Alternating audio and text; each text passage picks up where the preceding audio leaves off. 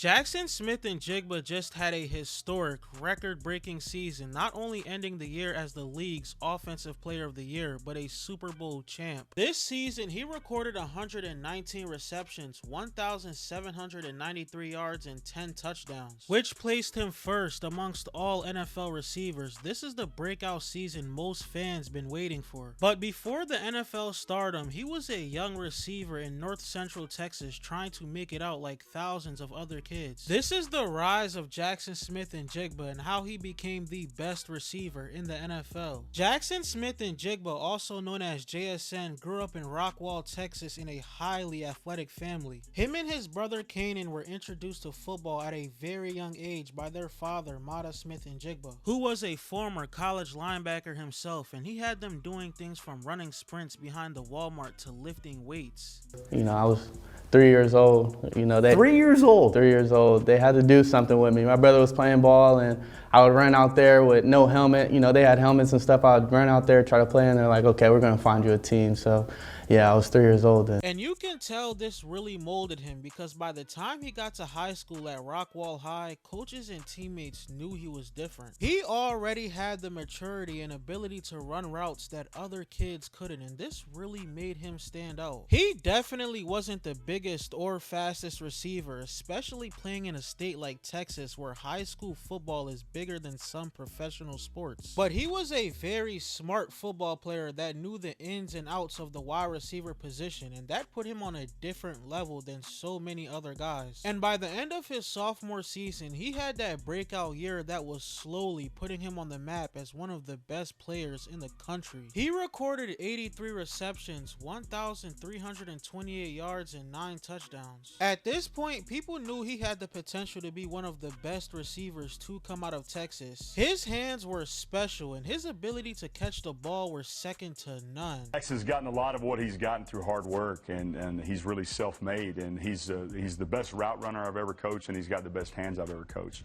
But of any player I've ever coached. But at the same time, you know, Jaxson has tremendous work ethic, and you never have to coach effort from him in practice. He goes hard all the time. At this point, he was a 3-star recruit with offers from schools like Nebraska, Baylor, and Arizona State. Fast forward to his senior year, and he had one of the best seasons the state of Texas has ever seen. Every week, he was a walking highlight reel, literally a man amongst boys. You could see the smoothness in almost every route he ran, and fans will tell you it was almost like he had glue in his gloves because he did not drop the ball. By the end of the season, he recorded an insane 104 receptions, 2,094 yards, and 35 touchdowns. He also won Texas Gatorade Player of the Year, and at this point, he was the best receiver recruit coming out of Texas that year. He decided to take his talents to The Ohio State, but he definitely had to wait his turn. He had to play behind elite receivers that ended up being first-round picks like Garrett Wilson and Chris Olave. In a sense, you could say his freshman season was tough, only recording 10 receptions, 49 yards, and 1 touchdown. That season was definitely a learning experience for him though, and he was coming for it all in his sophomore year. Going into his sophomore season, he didn't waste any time at all, and in only their second game, he did this to Oregon. Underneath, nice throw, nice catch. Smith Njigba on the move, and Jaxson Smith Njigba, the sophomore from Rockwall, Texas. Underneath, caught, touchdown.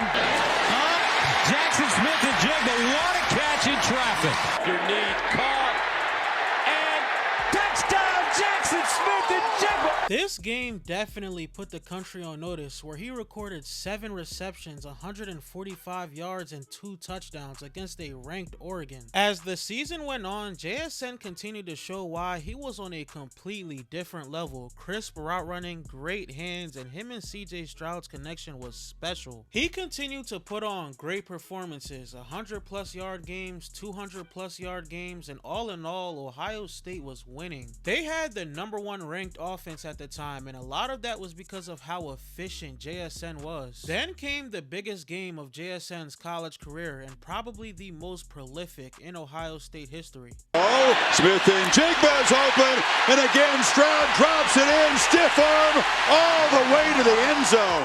Touchdown, Jaxson Smith Njigba. Stroud, touchdowns in his last 2 completions. Can he make it 3 in a row? Smith Njigba, touchdown. Fires across the middle. It's Smith Njigba again, weaving his way. They finally truck him at the 20-yard line. Mekhi Bernard launching for the end zone. Jump ball.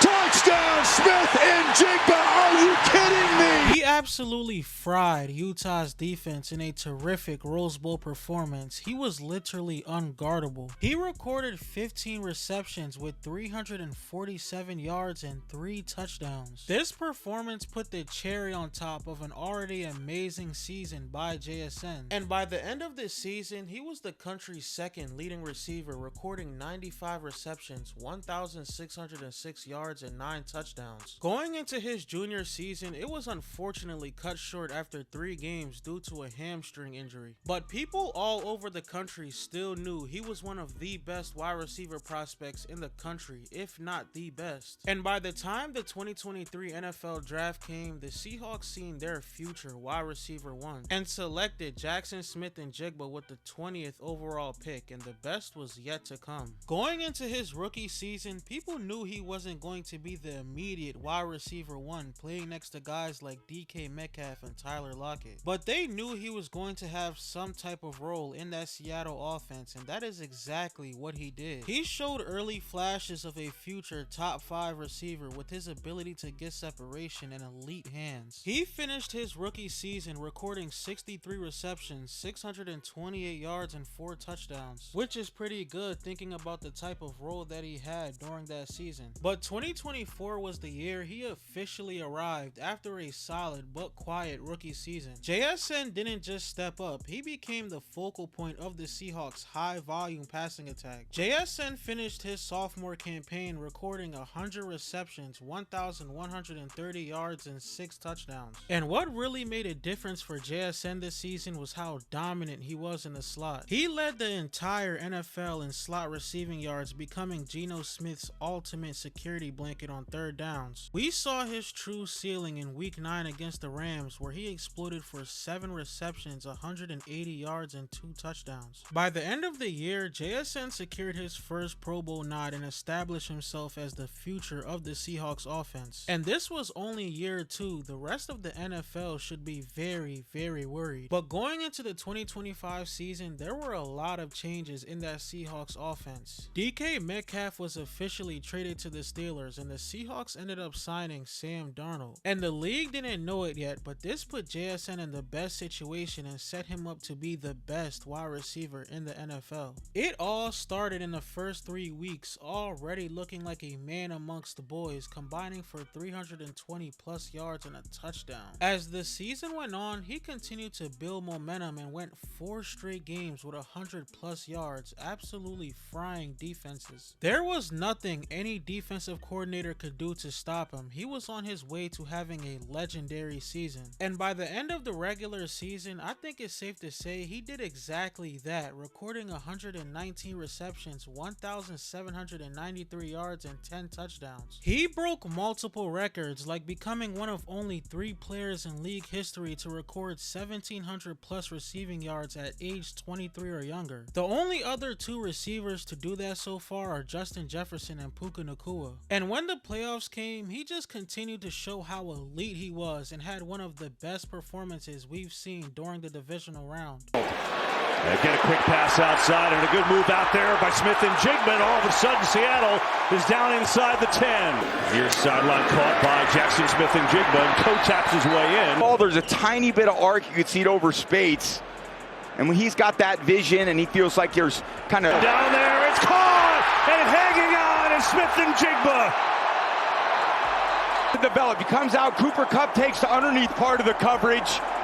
And This was the last outstanding performance he had this season, but the mark he left on that Seahawks offense was remarkable. The Seahawks then went on to win the Super Bowl, and this only added on to JSN's legacy at only the age of 23 years old. He also ended up winning Offensive Player of the Year, and at this point, I think it's safe to say he was one of the best receivers in the NFL, if not the best. He really went from a young kid in Rockwall, Texas, trying to make it to an elite NFL receiver that has a lot more to accomplish. He is already breaking records and torching NFL defenses at the age of 23 years old. Just imagine how much he could accomplish by the end of his career.